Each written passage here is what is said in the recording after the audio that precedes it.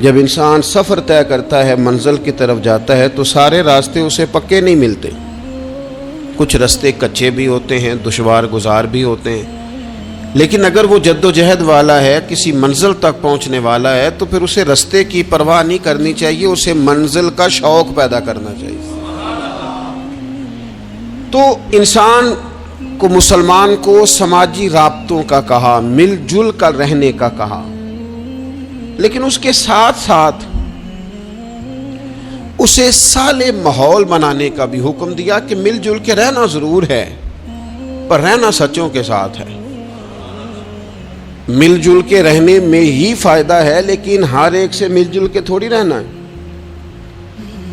فرمایا یا ایھا الذین آمنوا اتقوا اللہ وکونوا مع الصادقین، اے ایمان والو اللہ سے ڈرو اور سچوں کی سنگت اختیار کرو۔ ایسے لوگوں کے پاس بیٹھو جن کے مزاج میں صداقت ہو، جن کی طبیعتوں میں ستھرائی ہو، جن کا لب و لہجہ شستہ ہو، جن کے الفاظ دھلے ہوئے ہوں، جن کا آئینہ کردار صاف ہو۔ سچے لوگوں کی یہ جو انسان کا ماحول ہوتا ہے نا، یہ اس پر بہت اثر کرتا ہے۔ خارجی ماحول بڑا اثر کرتا ہے۔ نبی پاک صلی اللہ تعالی علیہ وسلم نے فرمایا کل مولود یولد علی الفطرہ، جو انسان بھی پیدا ہوتا ہے وہ فطرت پر پیدا ہوتا ہے، مسلمان پیدا ہوتا ہے۔ نبی کریم نے فرمایا اگر اس کے والدین یہودی ہوں تو اسے یہودی بنا دیتے ہیں، عیسائی ہوں تو عیسائی بنا دیتے ہیں، مسلمان ہوں تو بچہ پیدا، یہ صحیح حدیث میں موجود ہے، اور ان لفظوں کے ساتھ موجود ہے کہ والدین اگر یہودی ہوں تو یہودی بنا دیتے ہیں، عیسائی ہوں تو۔ چلیں دو باتیں میں تشریح کے طور پہ عرض کر لوں۔ حضور نے فرمایا بچہ مسلمان پیدا ہوتا ہے، ماں باپ یہودی ہوں تو یہودی بنا دیتے ہیں، عیسائی ہوں تو۔ اب مجھے کہہ لینے دو، اگر ماں باپ نمازی ہوں تو نمازی بنا دیتے ہیں، ماں باپ قرآن مجید پڑھنے والے ہوں تو قرآن مجید پڑھنے والا بنا دیتے ہیں، ماں باپ سچ بولنے والا ہوں تو بچوں کو سچ بولنے والا بنا دیتے ہیں، ماں باپ اگر رزق حلال کی تلقین کرنے والے ہوں تو امید ہے بچے بھی رزق حلال کمائیں گے۔ یہ حضور نے فرمایا ہے کہ بچہ مسلمان، انسان نہ فطرت نیک ہوتا ہے، یہ بات آپ نے سمجھنی ہے۔ فی نفس ہی انسان مسلمان ہوتا ہے، فطرت پر پیدا ہوتا ہے۔ جھوٹ بولنے والا جو بندہ ہے نا، جو جھوٹ بولتا ہے وہ بھی جھوٹ سے نفرت کرتا ہے۔ آپ جھوٹے کو جھوٹا کہیں وہ ناراض ہو جائے گا۔ انسان فطرتن، کوئی نہیں سمجھ آئی آپ کو میں نے کیا کہا ہے؟ انسان فطرتن فی نفس ہی نیک ہوتا ہے، مسلمان فی نفس ہی پرہیزگار ہوتا ہے، اس کے مزاج میں اللہ نے نیکی۔ اگر کسی وجہ سے وہ غلطی میں الجھ گیا ہے، اس کا رزق ناپاک ہو گیا، لیکن اگر آپ اسے کہیں گے نا تو حرام کھاتا ہے تو ناراض ہو جائے گا۔ کسی وجہ سے کھا رہا ہے، اللہ معاف کرے، پر کہیں گے تو ناراض۔ یہ اچھا لوگ کیا کہتے ہیں؟ لوگ یہ کہتے ہیں دیکھو جی جھوٹ بولتا ہے، جھوٹا کھا ہے تو بگڑ گیا ہے۔ او بھئی یہ جو بگڑ گیا ہے نا، اس پر اللہ کا شکر ادا کر۔ کیوں؟ اس لیے کہ جھوٹ بولتا ہے پر جھوٹ کو پسند نہیں کرتا۔ وہ کسی وجہ سے رزق اس کا ناپاک ہے پر رزق حرام کو پسند، وہ رزق حلال والا کہلانا چاہتا ہے۔ انسان فی نفس ہی اپنے مزاج کے لحاظ سے برا نہیں ہوتا، لیکن جو اس کا ماحول ہوتا ہے نا، ارد گرد کے جو لوگ ہوتے ہیں، اس کا وہ اثر قبول۔ کیوں کہا اسلام نے پاک صاف رہنے کا؟ کیوں کہا طہارت کا؟ کیوں کہا صفائی نصف ایمان ہے؟ کیوں کہا کہ تم پاکیزہ رہو، یہ اسلام کا پسندیدہ عمل ہے؟ اس لیے کہ جب انسان کا ماحول صاف ستھرا ہوتا ہے تو اس کی طبیعت صاف ستھری ہوتی ہے، اس کے ارد گرد اگر پاکیزگی ہوتی ہے تو وہ اجلا اجلا سا محسوس کرتا ہے۔ آپ 2-4 دن غسل نہ کریں تو کیا 2 من مٹی چڑھ جاتی ہے بندے پہ؟ کیا اس پر کلو کے حساب سے گرد چڑھتی ہے؟ کچھ بھی نہیں ہوتا، لیکن وہ جو تھوڑی سی بھی گرد ہوتی ہے وہ وجود کو، طبیعت کو ثقیل کر دیتی ہے۔ آپ جب غسل کر لیتے ہیں تو آپ کو خود بخود اپنا آپ ہلکا ہلکا سا محسوس ہوتا ہے۔ یہ صفائی ستھرائی، پاکیزگی ماحول کی، یہ پسندیدہ عمل ہے۔ نبی اکرم صلی اللہ تعالی علیہ وآلہ وسلم نے اس ماحول کی خوبصورتی کو پسند کیا، اور حضور نے فرمایا ایسے لوگوں کے پاس بیٹھا کرو جن کے لہجے پاکیزہ ہوں، جن کا انداز اچھا ہو، اور مثال دی نبی پاک علیہ السلام۔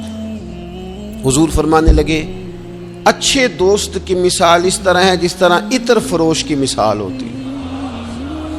اگر کوئی اس سے سامان نہ بھی خریدے، سودا نہ بھی خریدے، تو خوشبو تو آتی ہے نا۔ اور نبی پاک علیہ الصلوۃ والسلام فرمانے لگے برے دوست کی مثال دھونی دینے والے کی طرح سے، جس طرح اس کے پاس کوئی شخص بیٹھے تو اور کچھ بھی نہ ہو تو دھواں تو آئے گا کہ نہیں آئے گا، اسے کچھ نہ کچھ اس کے کپڑوں تک گرد پہنچے گی۔ اپنے ماحول کو ٹھیک رکھنا، اپنے ارد گرد صالحیت پیدا کرنا، اور اپنے دائیں بائیں نفاست پسندی کو لانا، یہ انسان کی بڑی ذمہ داریوں میں سے ذمہ داری ہے۔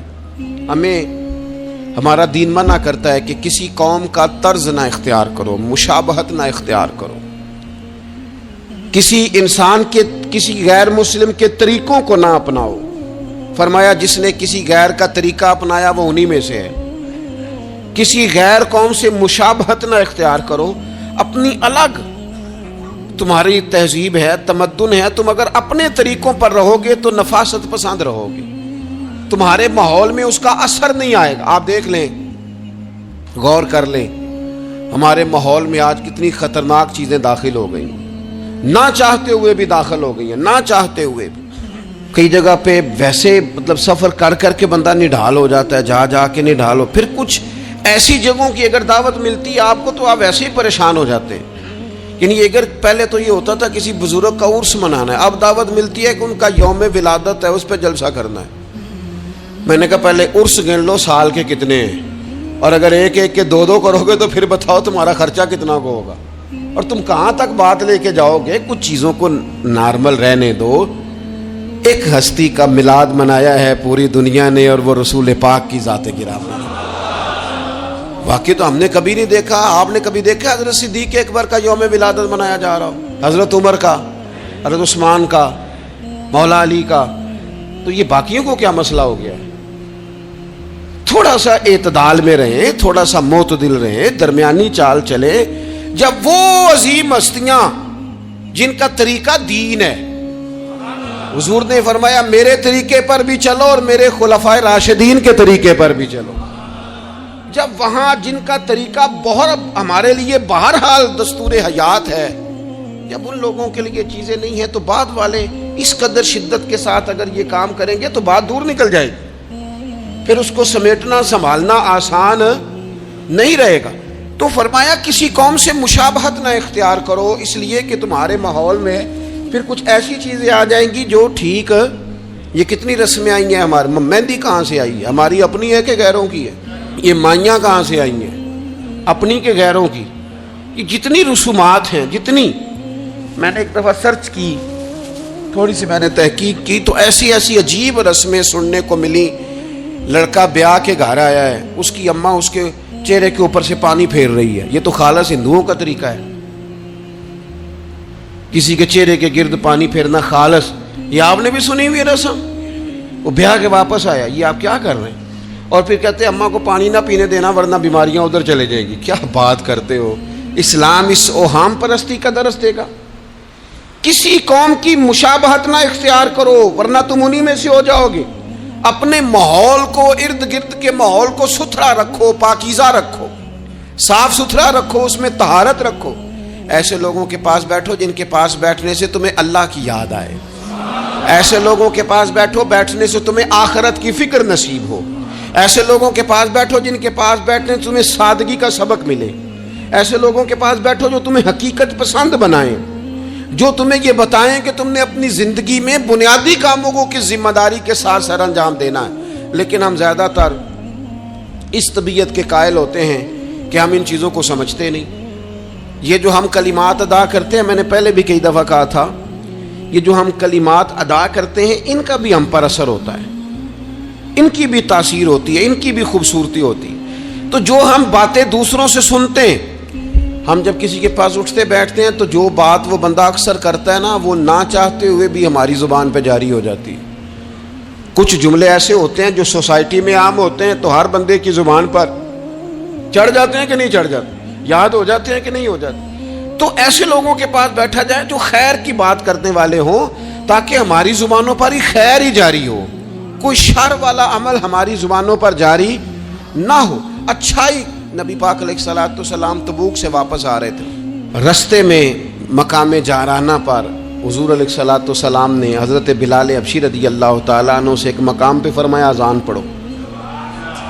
سیدنا بلال نے اذان پڑھی، چند نوجوان وہاں کھیل رہے تھے، ان میں سے ایک نوجوان جناب ابو معذورہ بھی تھے، انہوں نے نا حضرت بلال حبشی کی آواز کی نقل اتاری۔ یہ اگر نیت اچھی ہو نا تو اچھوں کی نقل بندے کو تار دیتی ہے۔ ہاں اگر نیت اچھی ہو، اگر معاذ اللہ توہین کی نیت ہو تو یہ مسئلہ خطرناک ہے۔ حضرت موسیٰ علیہ السلام کے زمانے میں ایک شخص تھا تو جناب موسیٰ کی نقل اتارتا تھا، اس کا انتقال ہو گیا تو رب کریم نے فرمایا اس لیے اسے معاف کر دیا ہے کہ ادائیں تو میرے کلیم کی اپناتا تھا، ادائیں تو میرے کلیم کی اپناتا تھا۔ حضرت بلال کی نقل اتاری تو سرکار کے کانوں میں آواز گئی، آپ نے صحابہ سے فرمایا بچوں کو لاؤ۔ اب جب ان کو منگوایا تو وہ دوڑ گئے، محبوب نے فرمایا کتنا کو دوڑو گے، پکڑ تو ہم نے لینا ہے۔ سب بچوں کو لے آئے، حضرت ابو معذورہ بھی ہیں۔ حضور نے فرمایا کس نے اذان کی نقل اتاری ہے؟ تو یہ بچے بڑے پکے ہوتے ہیں، اگر ایکا کر لینا آپس میں۔ حضور نے فرمایا کس نے اذان پڑھی ہے؟ کوئی نہیں بولا۔ کریم فرمانے لگے چلو باری باری سناؤ۔ اب حضرت ابو معذورہ کی باری آئی، مختلف انداز میں بھی روایت مختلف جگہوں پہ موجود ہے۔ جب ان کی باری آئی انہوں نے اذان پڑھی، پہلے تو پڑھی تھی اپنی مرضی سے، اب پڑھی کریم رسول کی صحبت میں کھڑے ہو کے۔ اور یار حد ہو گئی جو نبی پاک کے سامنے کھڑا ہو کے کہے اشہد ان لا الہ الا اللہ، جو حضور کے سامنے کھڑا ہو کے کہے اشہد ان محمد رسول اللہ، پھر وہ بندہ خالی رہ جائے؟ حضور نے فرمایا کتنی سونی ہے تیری آواز۔ اور پھر سرکار نے ان کے سر پہ ہاتھ پھیرا، پھر ان کے دل پہ ہاتھ پھیرا۔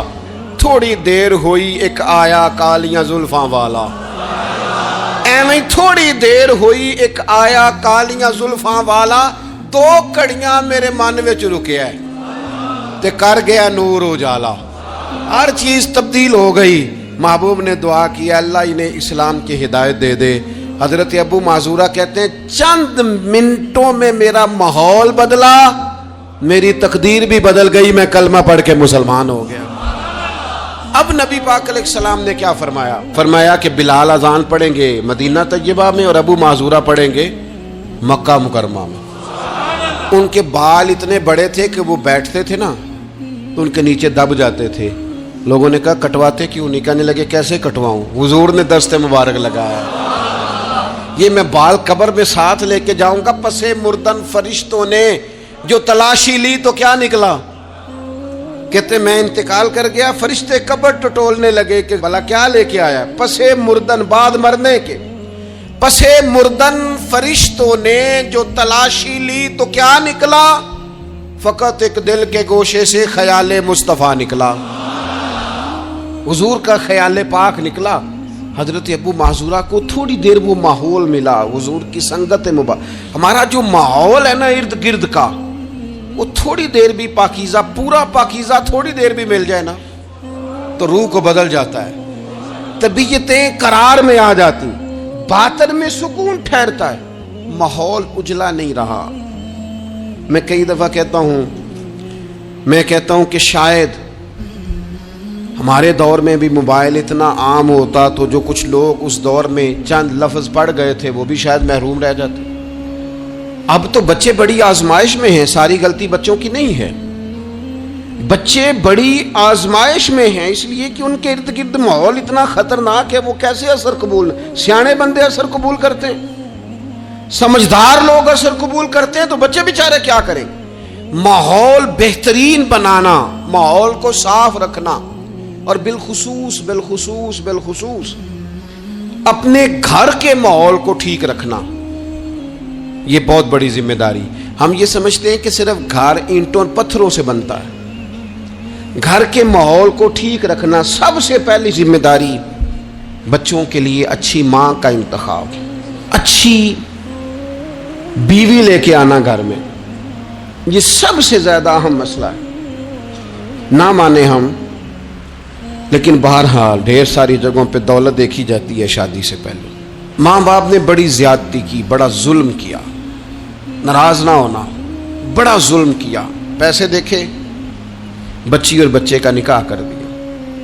یہ اتنا بڑا زندگی میں آپ نے اپنی اولاد کے ساتھ ظلم کیا ہے کہ آپ تو سائیڈ پہ ہو جائیں گے، لیکن وہ بیچارہ ساری زندگی اس کو بھگتے گا.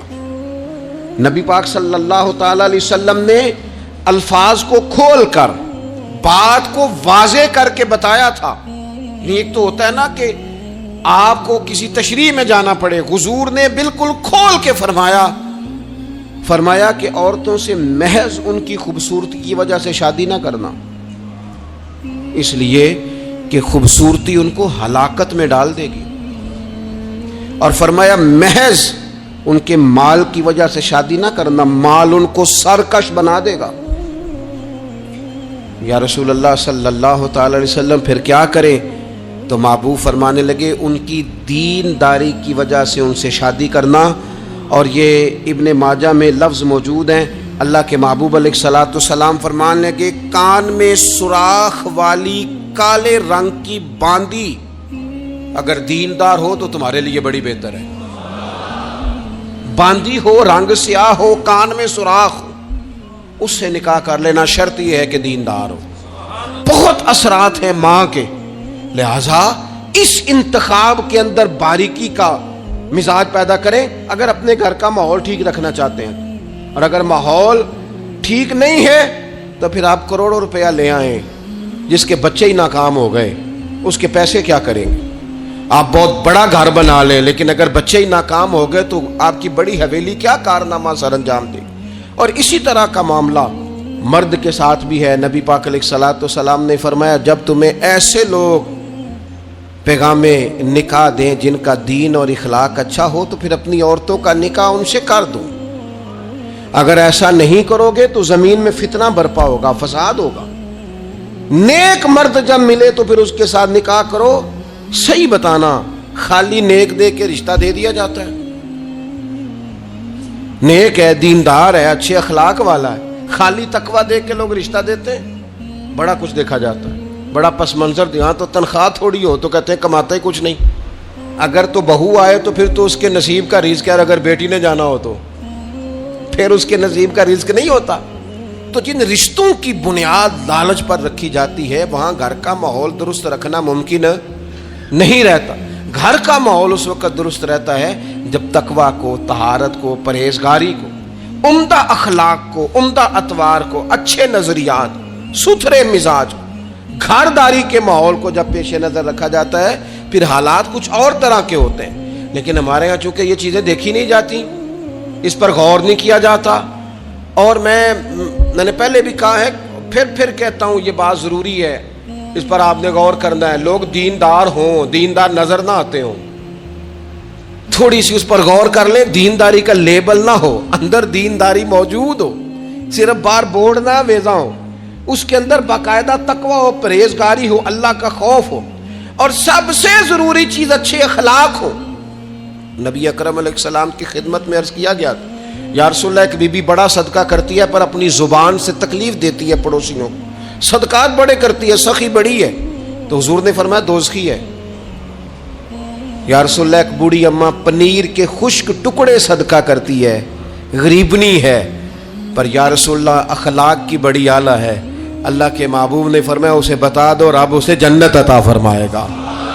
وہ جنتی بی بی ہے اس لیے کہ اخلاق عمدہ ہے، اس کا لہجہ عاجزی والا ہے، اس کے لفظوں میں خوبصورتی ہے، وہ اپنی زبان کے تیر برسا کے دلوں کو گھائل نہیں کرتی. تو اخلاقی رویوں کی عمدگی یہ انسان کے لیے جنت کا رستہ آسان کرتی. پھر گھر کے اندر کچھ دینی ماحول بنایا جائے. اور دینی ماحول سے ہمارے ہاں لوگ یہ مراد لیتے ہیں کہ میں جناب اچھی باتیں کروں، عمدہ تقریر کروں گھر کے اندر، میں اپنے بچوں کو واقعات سناؤں صحابہ اور اہل بیت کے. بڑی اچھی بات ہے، اس سے بھی انقلاب آئے گا. لیکن ہمیں پتہ ہے نبی پاک علیہ السلام نے کیا فرمایا. حضور نے فرمایا کچھ نفل نماز گھر میں بھی پڑھا کرو. تم اپنی عبادات کا ماحول گھر کے اندر بناؤ، تمہاری طبیعت گھر میں لگے، تمہارا گھر سجدے سے آباد ہو. نبی اکرم صلی اللہ تعالی علیہ وآلہ وسلم نے فرمایا اپنے گھر کے اندر کچھ وقت گزارو عبادت میں. خود بخود تمہارے بچوں کو ہم نے دیکھا ہے گھر کے اندر نماز کی نیت باندھے تو جس چھوٹے بچے کو بالکل پتہ نہیں نہ ہوتا نماز کیا ہے، وہ بھی ساتھ آ کے کھڑا ہو جاتا ہے.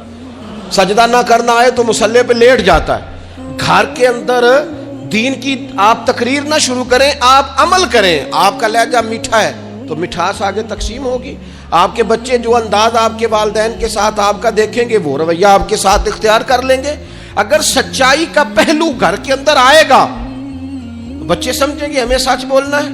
اگر وہ کبھی اپنے باپ کو حضور کی یاد میں روتا دیکھیں گے تو وہ بھی کہیں گے مدینے جانا ہے.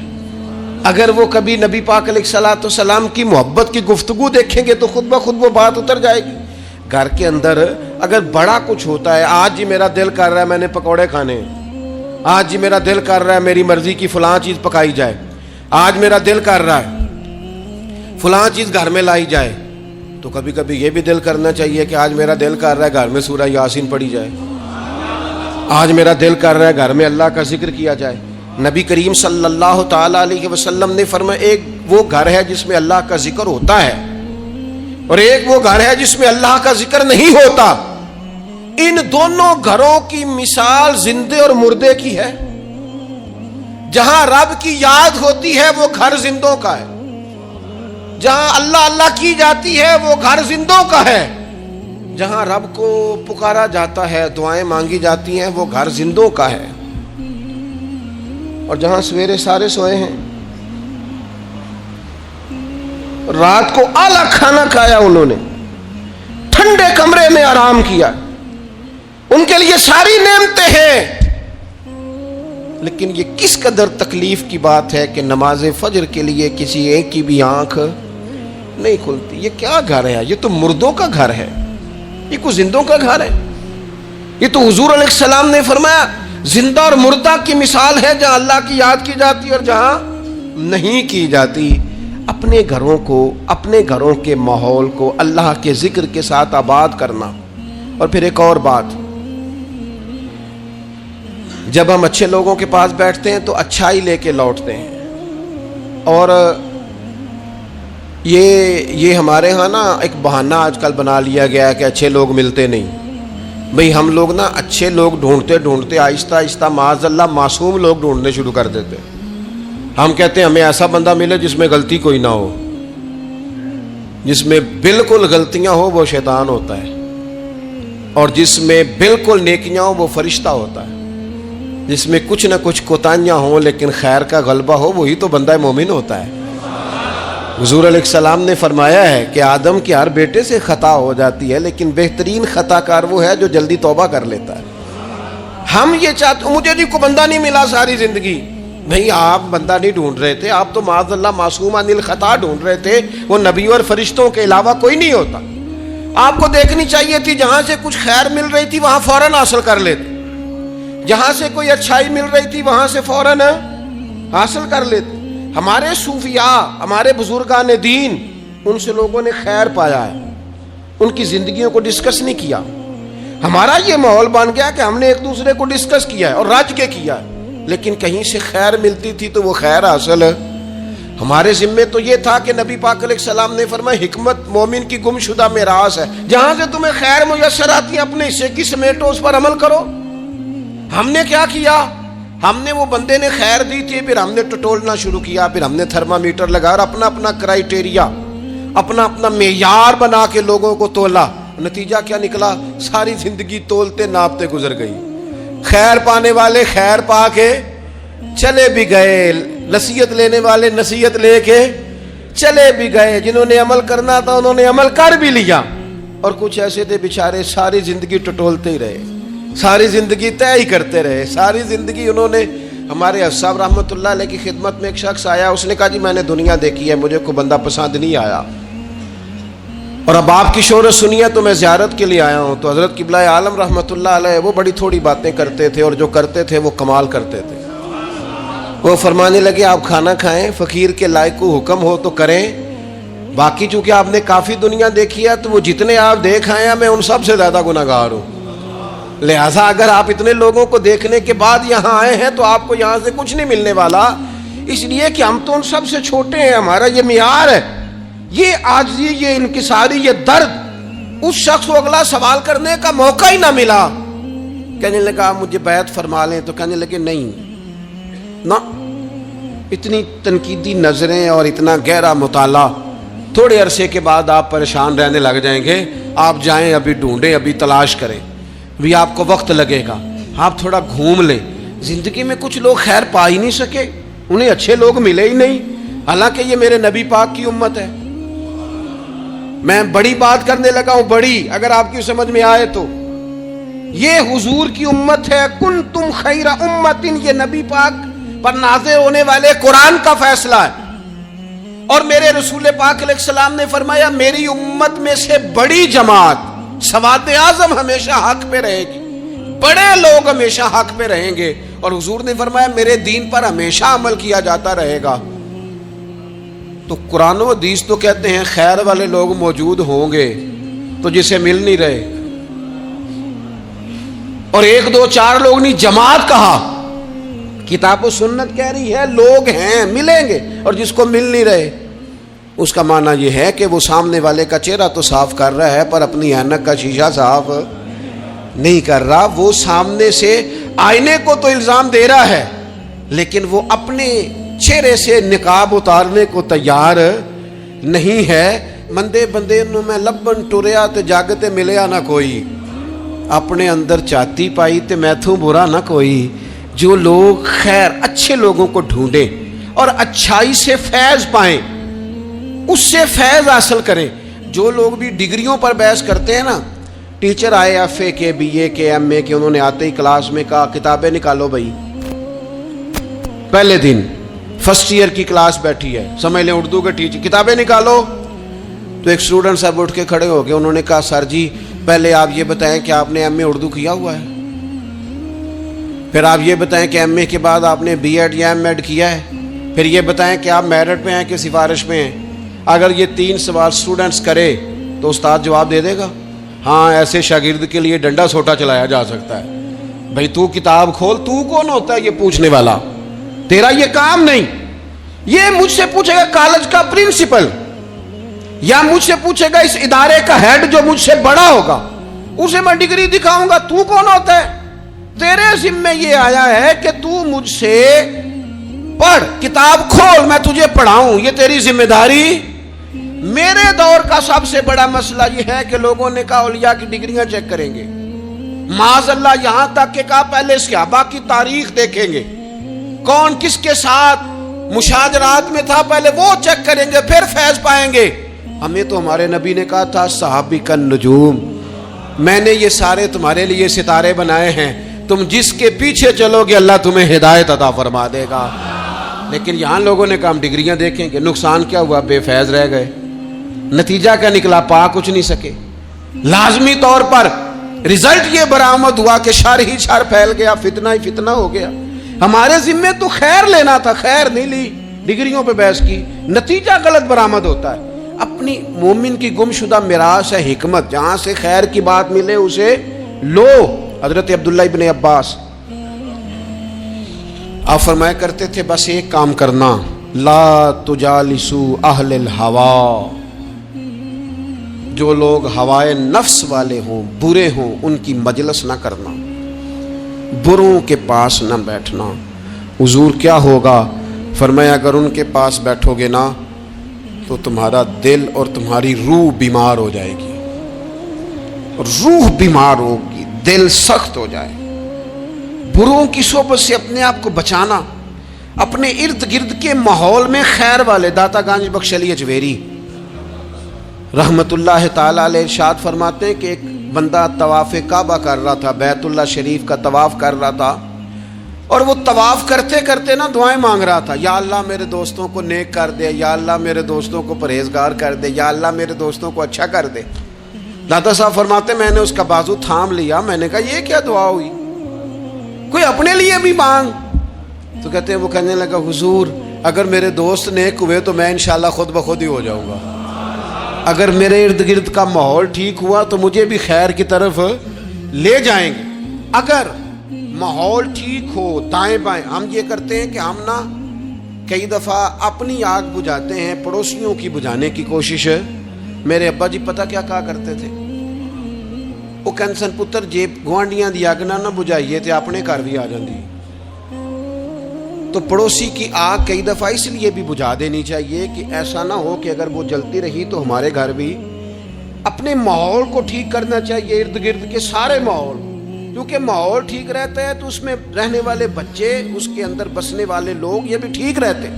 اور اگر ماحول بگڑ جائے پھر سارا کچھ بگڑ جاتا ہے۔ اپنی مجالس کو عمدہ کریں۔